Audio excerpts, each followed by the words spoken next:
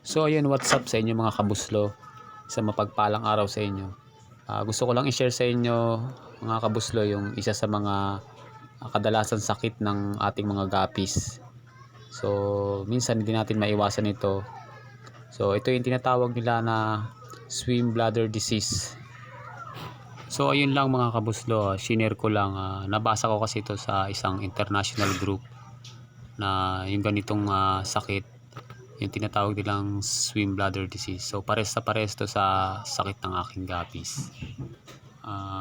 Ito yung isa sa dahilan ng mga pagkamatay natin mga gapis, itong swim bladder disease.